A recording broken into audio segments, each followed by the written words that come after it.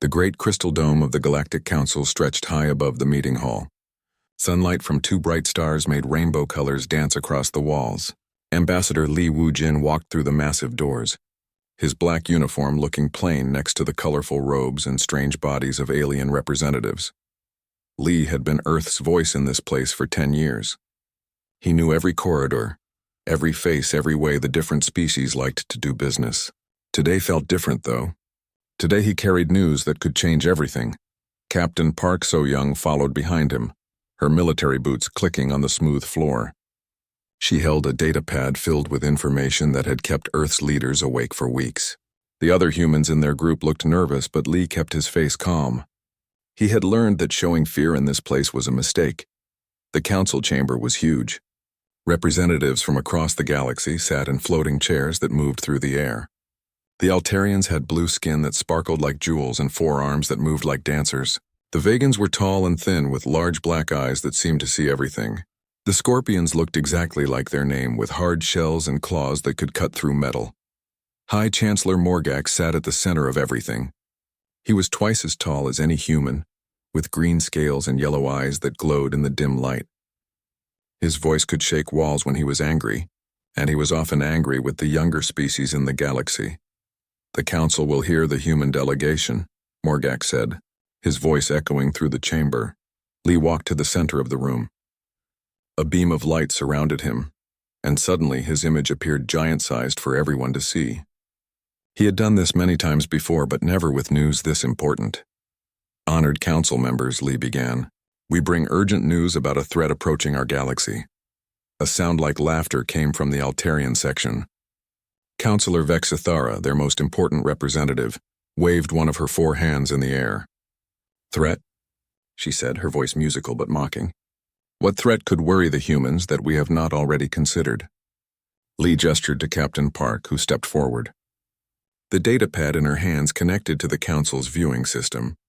Images filled the air above them. Dark space, broken planets, and something else. Ships that looked like they were made from the bones of dead worlds. 3 months ago, our deep space monitors detected these signals, Park said. Her voice was strong and clear, even though Li could see her hands shaking slightly. "They come from beyond our galaxy's edge." The images changed. Now they showed planets that had been torn apart, not destroyed by weapons, but taken apart piece by piece like someone had used them to build something else. "We call them the Devourers," Park continued. "They have already consumed 3 nearby galaxies. Our calculations show they will reach the outer rim of our galaxy within 2 years. Morgax leaned forward in his floating throne. "You bring us pictures of empty space and broken rocks. How do you know these Devourers, as you call them, are real?" Li stepped forward again. "Because we've been tracking their movement for months. They don't just destroy worlds, they take them apart and use the pieces to build more ships. Each galaxy they consume makes them stronger." More laughter came from different parts of the chamber. The Vegan representative, a tall figure with skin like silver, spoke up. "Even if such creatures exist, why should this concern us? The Vegan Empire controls 1,000 worlds. Our ships can crack planets in half. The Scorpion hegemony has never lost a war," added War Commander Kesh, his voice like grinding metal. "Our weapons have burned the atmospheres off rebel worlds." Li looked around the chamber. These beings commanded fleets that could destroy solar systems. They had technology that seemed like magic to humans, but they were missing something important. "The Devourers don't fight like we do," Li said. "They learn. Every weapon you use against them, they copy and make better. Every tactic you try, they remember and counter. The 3 galaxies they consumed had species as advanced as any here." Vexthara's forearms moved in a pattern that Li knew meant disbelief. "The humans have been part of our community for only 50 years. Your ships still burn chemical fuel. Your energy weapons are barely better than throwing rocks. What could you possibly understand about galactic threats that we do not?" The chamber filled with sounds that might have been agreement from a dozen different species. Li felt his heart sink. He had expected doubt, but not this level of dismissal. Park stepped forward again, her jaw set in determination. "We understand pattern recognition. We've studied how the Devourers move, how they attack, how they adapt. They're not just random destroyers. They're intelligent. They plan. They learn faster than any species we've encountered," Li added. "By the time you realize conventional weapons don't work, it will be too late." High Chancellor Morgax raised one massive hand for silence. The chamber became quiet except for the hum of floating chairs and the distant sound of the twin suns. The human delegation has presented their concerns, Morgax said. We acknowledge their enthusiasm for galactic security. However, this council deals with real threats, not the fears of a young species trying to seem important. Lee felt something cold settle in his stomach. Chancellor, we're not trying to seem important. We're trying to save lives. The council has heard enough, Morgax declared. This report will be filed with other intelligence documents. Now we must address the trade dispute over rare minerals from the Centauri belt. Lee looked at Park, then at the other humans in their group. They had come here hoping for allies, for preparation, for some kind of plan. Instead, they found exactly what Earth's leaders had feared most: a galaxy too proud to listen. As the council moved on to discuss mining rights and shipping lanes, Lee gathered his documents. The other representatives had already forgotten about the human warning. They talked and laughed as if the most important news in galactic history had never been spoken. Walking out of the chamber, Lee felt the weight of what had just happened. Earth stood alone against a threat that could end everything. The very beings who could help stop the Devourers had just dismissed the warning as unimportant. Park walked beside him, her face grim. What do we do now? She asked quietly. Lee looked back at the crystal dome one more time. Inside, powerful beings from across the galaxy continued their normal business, unaware that their normal lives might have less than 2 years left. We go home, Lee said, and we prepare for war.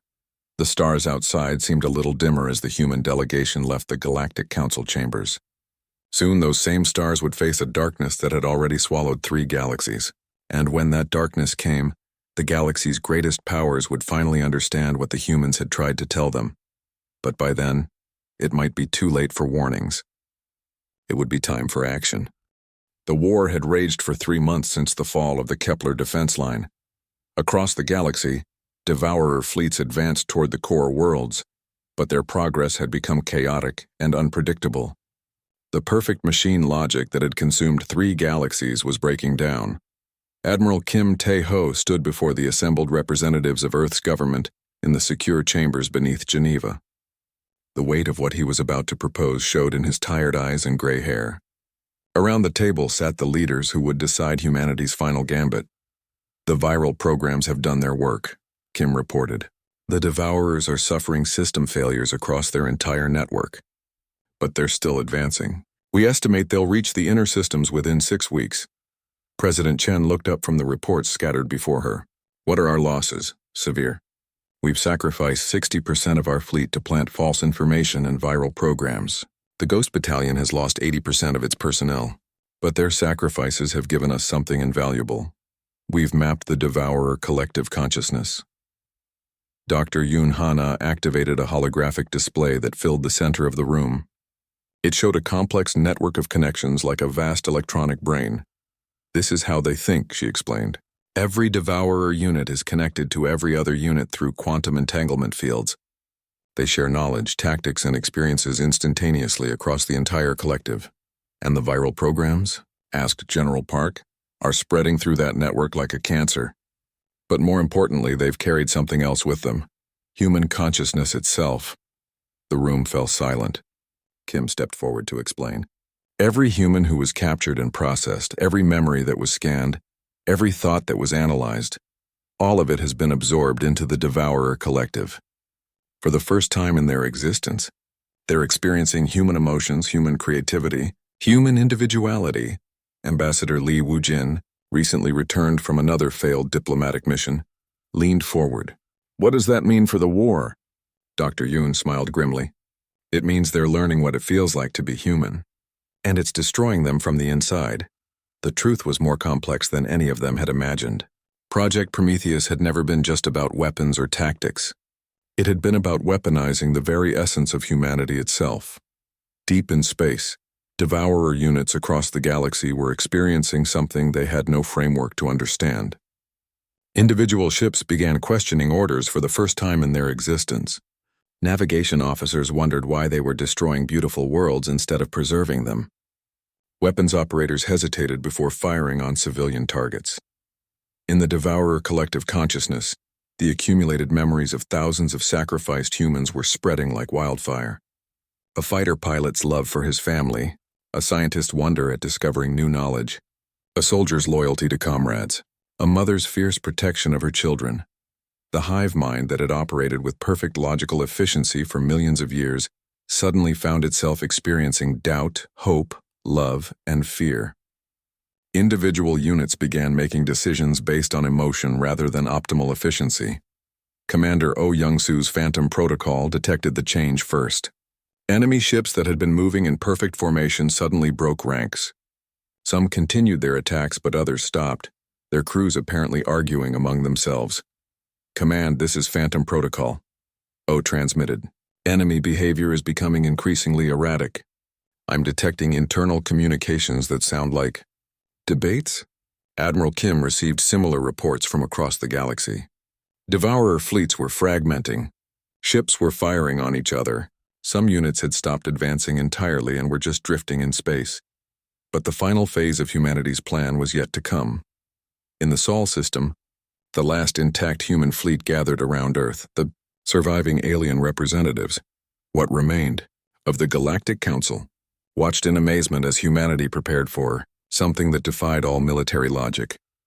High Chancellor Morgax, his ship badly damaged from encounters with confused Devourer units, transmitted to the human fleet.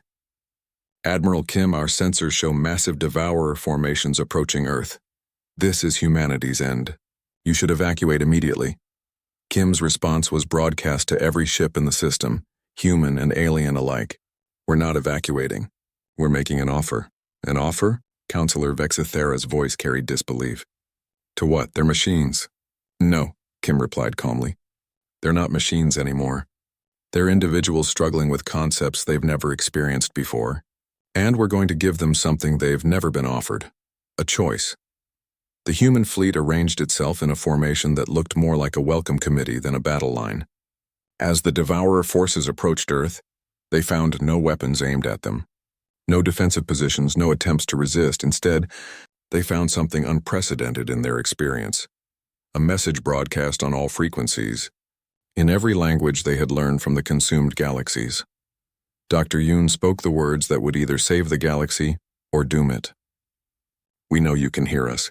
We know you're experiencing thoughts and feelings you've never had before. We know you're confused, frightened, and uncertain. That's what it means to be individual consciousness instead of a hive mind." The Devourer fleet slowed, then stopped completely. For the first time in their existence, they were hesitating. "You don't have to be what you were made to be," the broadcast continued. "You can choose to become something new. You can choose to build instead of destroy.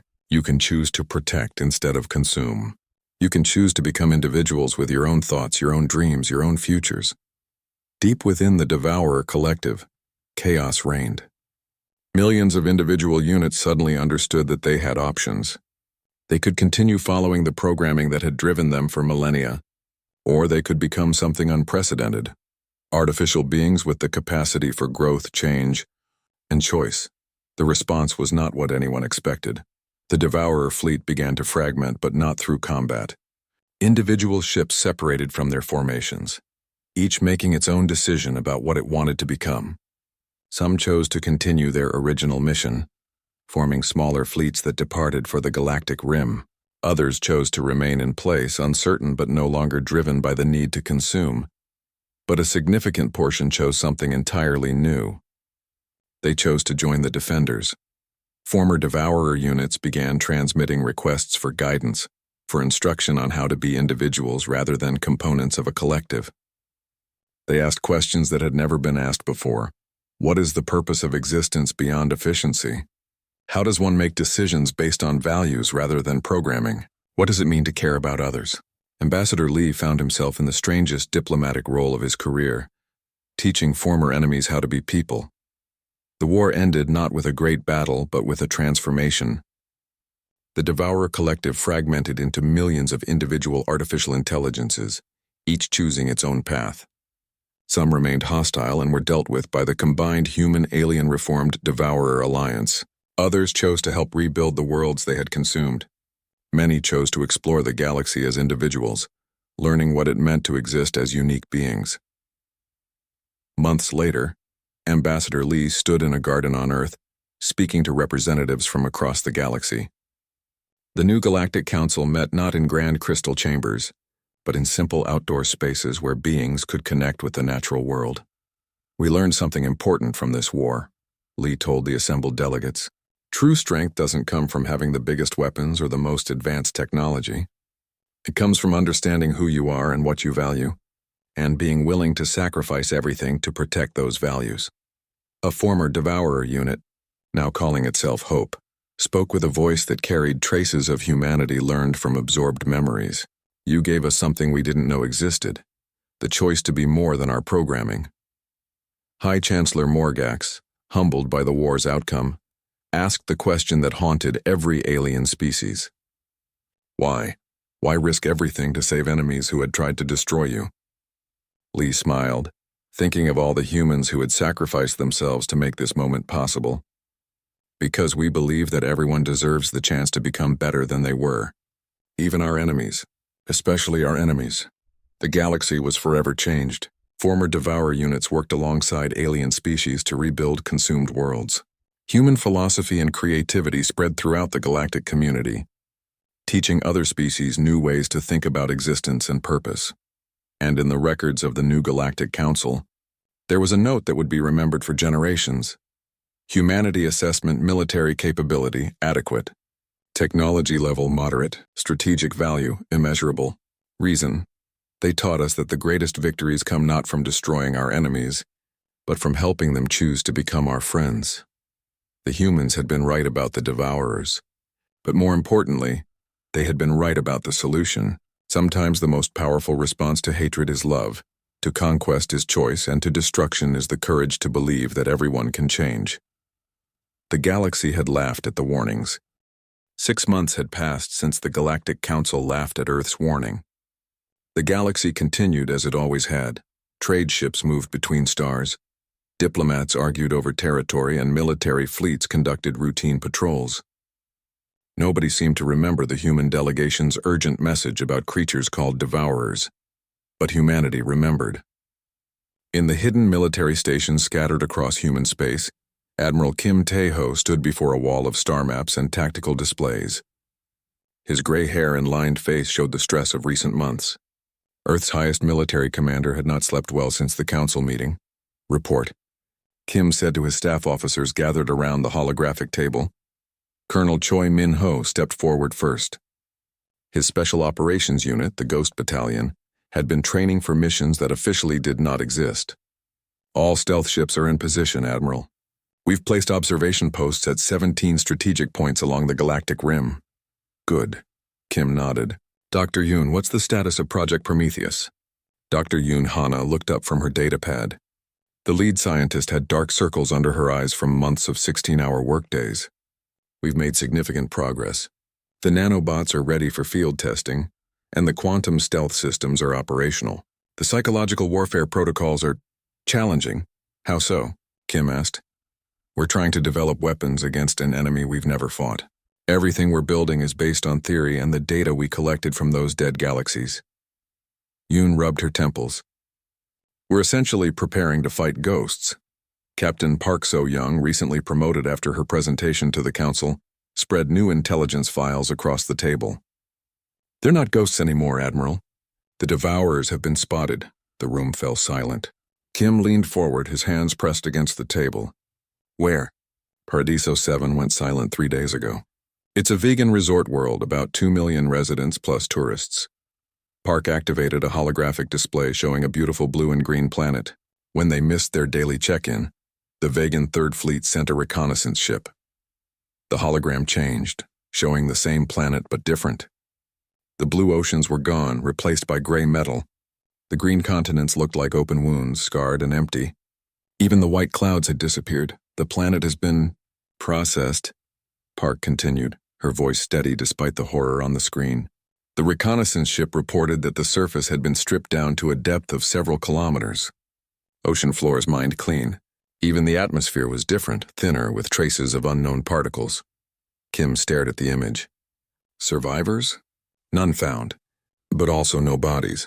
The Vegans think the population was harvested along with everything else." Dr. Yoon leaned closer to the display. This matches our projections exactly. They don't just destroy, they convert everything into raw materials for their expansion. What was the vegan response? Kim asked. Park switched to another display showing massive warships. They're mobilizing the entire Third Fleet. 50 dreadnoughts, 200 cruisers, and support vessels. Admiral Zorbek himself is taking command. Traditional battle formation, I assume. Yes, sir. They plan to meet the Devourers at the Kepler defense line with overwhelming firepower. Kim walked to the star map, studying the positions of various fleets. Red markers showed Devourer sightings. Blue markers showed human ships, scattered and hidden but strategically placed. Green markers showed the gathering alien fleets, massive but concentrated. They're going to lose, Kim said quietly. Sir? Colonel Choi asked. Look at the pattern. The Vegans are doing exactly what the destroyed galaxies did, gathering their strongest forces for a decisive battle. The Devourers have seen this strategy before. They've learned how to counter it. Dr. Yoon nodded in agreement. Our analysis of the consumed galaxies shows the same pattern every time. Initial success for the defenders, followed by rapid adaptation from the attackers, then complete collapse. So what do we do?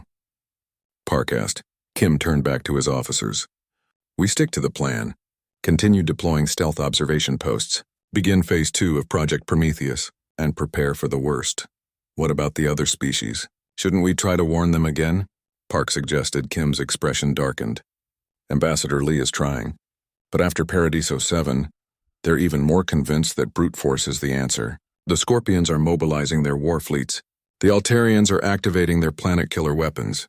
Even the peaceful Aquarians are preparing their defensive networks. And when they fail? Colonel Choi asked. Then humanity becomes the galaxy's last hope, Kim said, whether the galaxy wants our help or not. Deep in the research stations orbiting Jupiter, Dr. Yoon's teams worked around the clock on technologies that had never been tested in real combat. Unlike the aliens who built bigger and more powerful weapons, humans had taken a different approach. The nanobots were designed to infiltrate and sabotage rather than destroy outright. Quantum stealth systems made ships invisible not just to sensors, but to most forms of detection. The psychological warfare programs were based on human understanding of fear, confusion, and demoralization. The aliens think in terms of force versus force, Yoon explained to her research team. They want weapons that can crack planets and shields that can stop anything. But what if the enemy doesn't fight the way you expect? Her assistant, Dr. Bae Soo-jin, looked up from a workbench covered with strange devices. The nanobots are ready for deployment. They're programmed to appear harmless, even beneficial, until activated. And the evolution traps? Complete. The Devourers will think they're capturing advanced technology. Instead, they'll be downloading viruses designed to corrupt their adaptation processes. Yoon nodded with satisfaction. Good. What about the impossible weapons? Bae smiled grimly. Those are the most dangerous. Weapons that appear to be failures or accidents or even beneficial tools. By the time the enemy realizes what they really do, it's too late. Meanwhile, Colonel Choi's Ghost Battalion trained for missions that defied conventional military thinking. Instead of practicing assault tactics, they learned sabotage and misdirection. Instead of preparing for victory, they trained for sacrifice. Remember, Choi told his soldiers during a briefing, our job is not to win battles. Our job is to make the enemy think they're winning while actually losing. We're going to teach them the wrong lessons.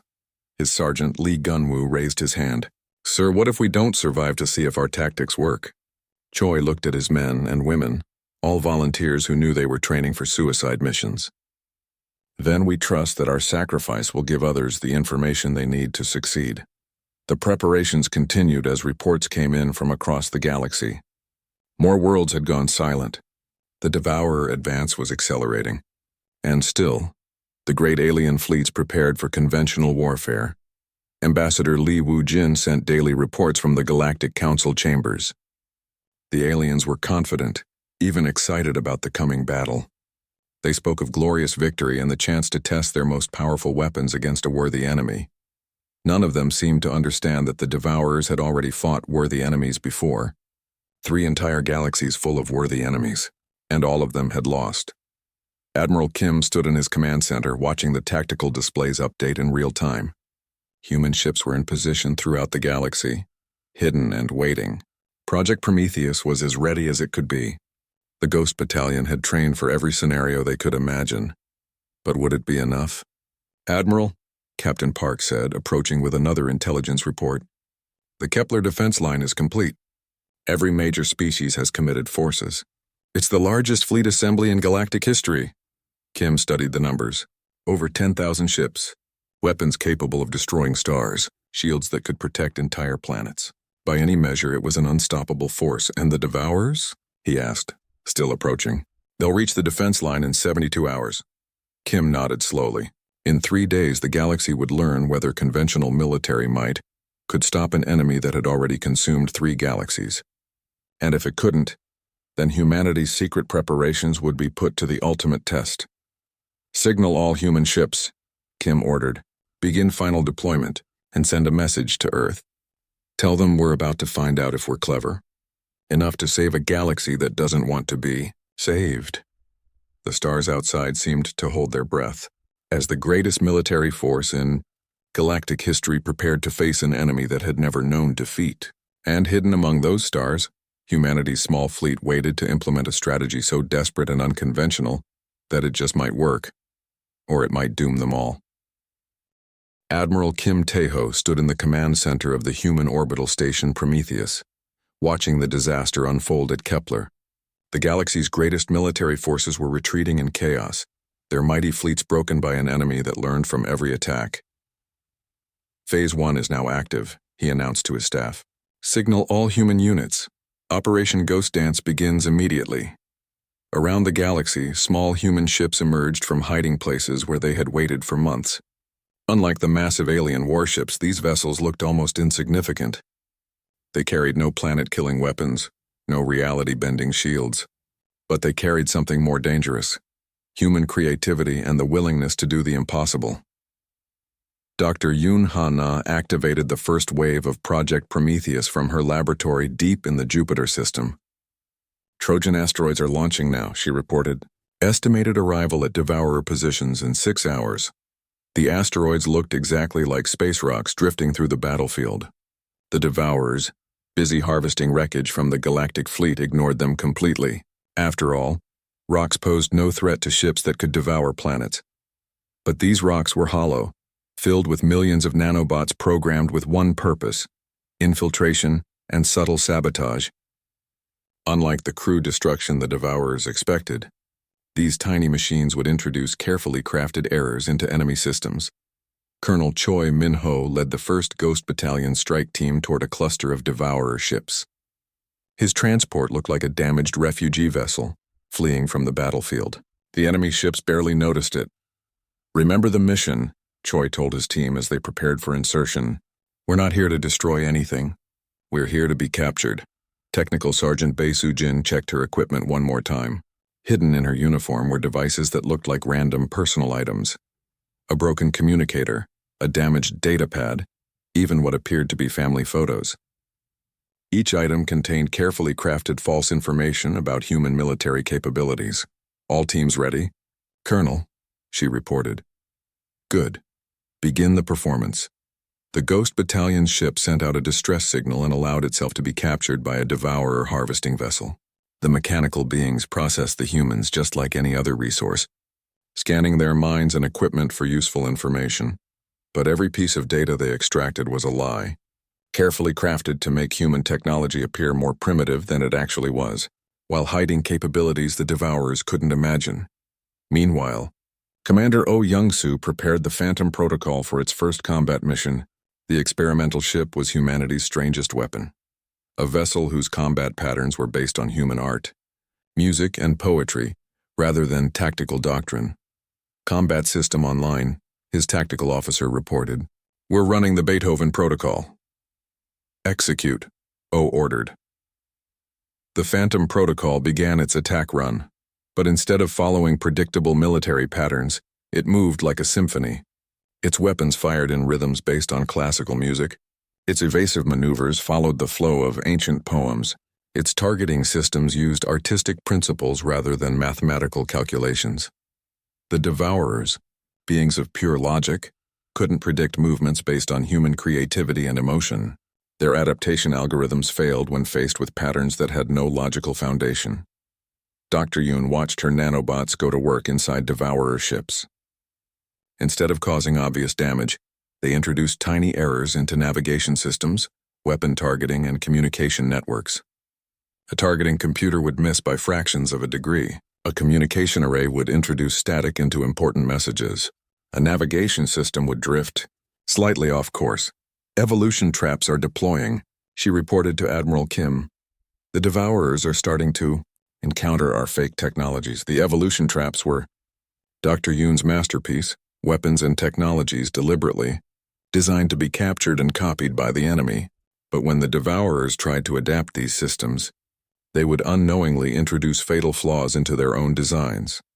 A captured human shield generator would appear to provide better protection, but actually created vulnerabilities to specific frequencies. A new weapons design would seem more powerful, but would overload and fail at critical moments. Captain Park So-young led a squadron of stealth ships in a mission that defied all military logic. Instead of trying to destroy enemy vessels, they were delivering gifts, pieces of technology that appeared to be advanced human weapons, but were actually sophisticated traps. Package delivered to Devourer Formation 7, Park reported. They're scanning it now. The weapon was actually a viral program disguised as a targeting system. When the Devourers tried to copy and improve it, the virus would spread through their network, corrupting data and introducing random errors into their adaptation processes. But humanity's greatest weapon was something the Devourers couldn't understand or counter: sacrifice with purpose. Human crews piloted ships on missions that guaranteed their death, but every sacrifice carried important false information deep into the enemy's collective consciousness. Sergeant Lee Gunwoo flew his fighter directly into a Devourer capital ship, allowing himself to be captured and processed. As the mechanical beings extracted his memories, they found detailed plans for human defensive positions, all completely false, designed to make the Devourers waste resources attacking empty space. Ghost Leader to command. Choi transmitted from inside a Devourer processing center. Package delivered. Beginning final phase. Choi and his team had been captured exactly as planned.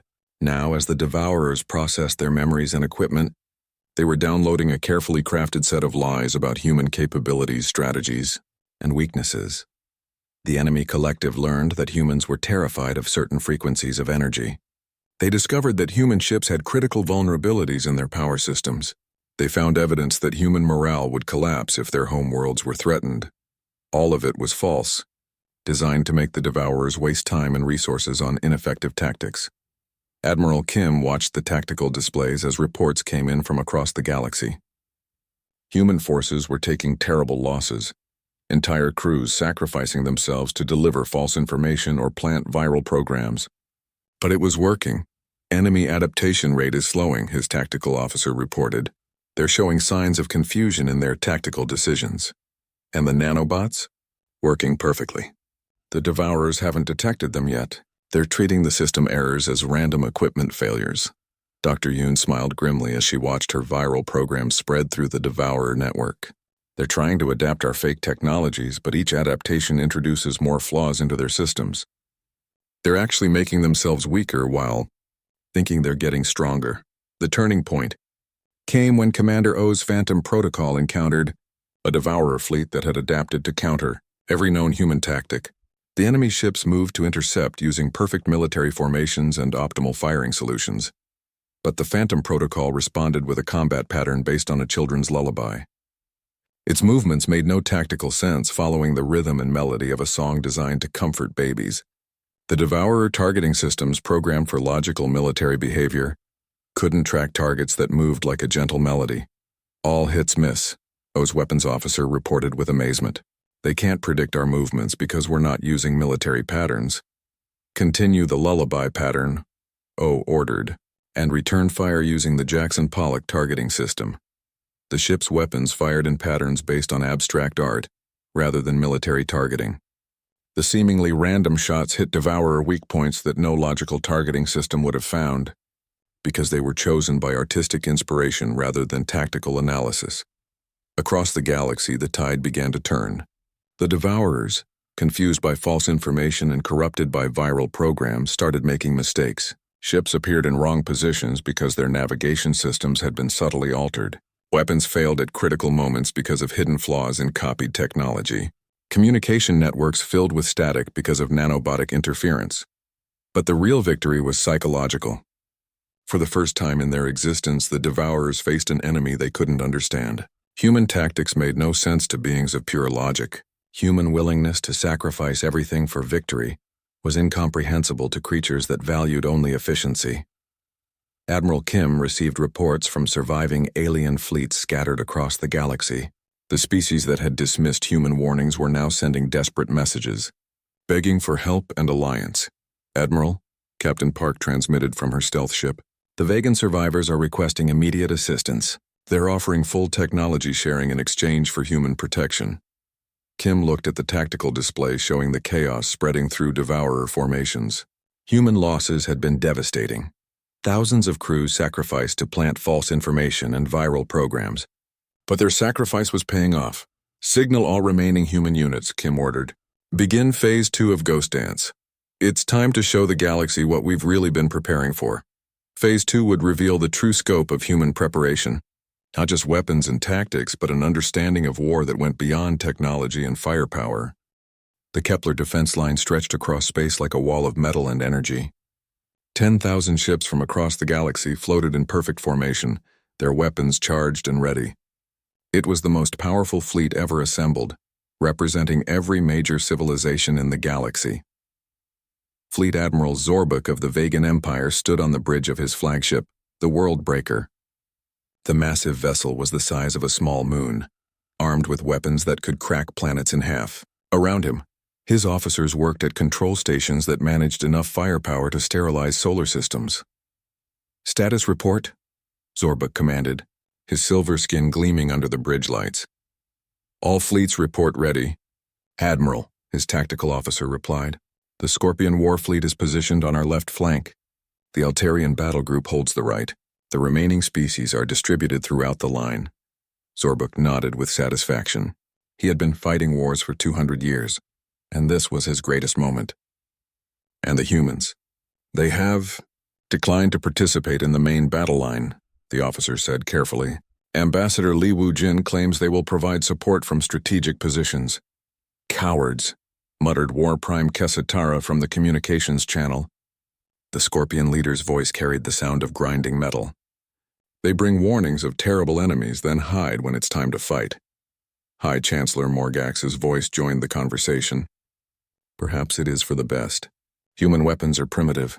They would only be in the way when real warriors do battle." Far from the main battle line, Captain Park So-Young watched the alien fleets from the bridge of her stealth frigate, Silent Thunder. The human ship was invisible to most sensors, drifting like a ghost among the asteroids near Kepler Station. "Are you recording everything?" Park asked her communications officer. "Yes, Captain. Admiral Kim wants complete tactical data on both sides." Park studied the displays showing the massive alien formation, ships the size of cities, weapons that bent the laws of physics, shields that could stop anything the human mind could imagine, and yet she felt a cold fear in her stomach. "Captain," her sensor operator called out, "we're detecting movement at the edge of the system. The Devourers are coming." On the main tactical display, new contacts appeared. At first, they looked small compared to the massive alien fleet, but as more sensors focused on them, the true scale became clear. The Devourer force was enormous, not in the size of individual ships, but in their numbers. "Estimate enemy strength," Zorbuk ordered from his flagship. "Contact count is difficult to determine, Admiral. The formations keep shifting. Estimate between 8 and 12,000 vessels." Zorbuk smiled, showing the sharp teeth of a natural predator. "They're outnumbered and outgunned. This will be a glorious victory." The first exchange came at maximum range. The Galactic fleet opened fire with everything they had. Beams of energy that could melt moons reached across space. Missiles with the power of small stars streaked toward the Devourer formation. The alien weapons were magnificent and terrible, turning empty space into a light show of destruction. Direct hits scored on dozens of Devourer ships. The strange mechanical vessels exploded in brilliant flashes, their remains scattering across space. Cheers went up across the galactic fleet as the first wave of enemies died. Target destroyed. Multiple kills confirmed, reported the tactical officers. Advance the line, Zorbuk ordered. Press our advantage while they're reeling. But the Devourers weren't reeling. As the galactic fleet moved forward, new enemy ships appeared to replace the destroyed ones. And these new ships looked different. Modified, changed, improved. Captain Park watched from her hidden position as the pattern began. The Devourers had analyzed the weapons that destroyed their first wave. Now they deployed ships with new armor configurations, different shield frequencies, altered hull designs. They're adapting, Park whispered, just like the humans predicted. The second exchange showed the difference. The same weapons that had devastated the first Devourer wave now achieved far fewer kills. Enemy ships absorbed hits that should have destroyed them, or deflected beams that should have cut them in half.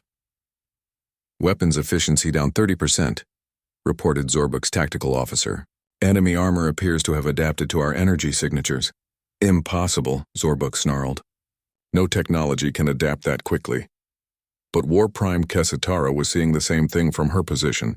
My plasma cannons are having reduced effect. Enemy hulls are showing resistance patterns. The Devourers began their counterattack. But instead of using their original weapons, they deployed new ones. Weapons that looked exactly like the ones that had just been used against them. Vegan antimatter beams fired from Devourer ships. Scorpion plasma cannons mounted on enemy hulls. Altarian gravity weapons turned against their creators. They're using our own weapons against us. High Chancellor Morgax's voice carried a note of panic. Park's sensor operator looked up with wide eyes. Captain, the enemy weapons aren't just copies. They're improved versions. Higher yield, faster firing rates, better targeting systems. The tide of battle began to turn. The Devourers had learned not just how to resist galactic weapons, but how to improve them. Ships that had survived hundreds of battles began to fall under fire from their own technology, but enhanced beyond recognition. Fleet Admiral Zorbuk tried to adapt his tactics. He had won countless battles through superior strategy and overwhelming force. But every time he changed his approach, the Devourers adapted faster.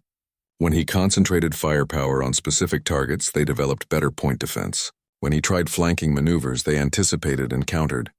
Admiral, we're losing ships faster than we can replace them, his tactical officer reported. Enemy adaptation rate is exceeding our tactical flexibility. War Prime Kesatara's voice came through the communications, distorted by damage to her ship. My battle group is down to 60% strength. These creatures learn from every shot we fire. The horror of the situation became clear. Every successful tactic the galactic forces used taught the Devourers how to counter it. Every weapon that scored a kill showed the enemy how to build better defenses. The very act of fighting was making the enemy stronger. Captain Park watched as the largest fleet in galactic history began to crumble. Ships that had ruled space for centuries exploded under fire from their own weapons. Admirals who had never known defeat sent desperate messages for reinforcement. Should we intervene, Captain? Her weapons officer asked. Negative. Our orders are to observe and record. Admiral Kim needs to see exactly how they fight before we engage. The Worldbreaker. Pride of the Vegan fleet took a direct hit from an enhanced antimatter beam, its own weapon, but improved with targeting systems that could track through any evasive maneuver. The massive ship's shields failed, and secondary explosions began tearing through its hull. All ships fall back to secondary positions, Zorbuk ordered, his bridge shaking from another impact. We need time to regroup and analyze enemy capabilities. But the Devourers didn't allow regrouping time. They pressed their advantage, deploying new weapons configurations every few minutes. Ships began appearing that combined technologies from multiple species, vegan antimatter systems with scorpion plasma enhancement, and Altarian gravity manipulation. War Prime. Kestara's flagship exploded in a ball of superheated plasma. Her last transmission was a warning. Don't let them learn from your deaths. The retreat became a rout. Ships that had ruled the galaxy for millennia fled before an enemy that grew stronger with every passing minute. The Kepler defense line, humanity's last hope according to galactic leaders, collapsed in less than 3 days. Captain Park received the order she had been dreading. All human ships begin Phase 1 of Operation Ghost Dance. Repeat, Ghost Dance is now active. She looked at her crew, young humans who were about to attempt something that had never been tried before. You heard the order. Signal Admiral Kim. Tell him the conventional approach has failed. It's time to show the galaxy what humans can do. The silent thunder moved away from its hiding place, still invisible to both Devourer and Galactic sensors. Around the system, other human ships began moving toward positions that made no tactical sense to conventional military thinking. As the galactic fleets retreated in disorder, leaving thousands of dead ships floating in space, the Devourers began the process of harvesting the wreckage. They would learn from every piece of technology they recovered, becoming even more dangerous for the next battle. But they had never faced an enemy like humanity before, and they were about to learn that some species fight in ways that can't be predicted, adapted to, or countered by logic alone. The real war was about to begin, and this time, the galaxy's last hope didn't wear shining armor or carry planet-killing weapons. They carried something far more dangerous: the willingness to sacrifice everything for victory, and the creativity to find solutions where none should exist. In the wreckage of the Kepler defense line, the age of conventional warfare had ended. The age of human ingenuity was about to begin.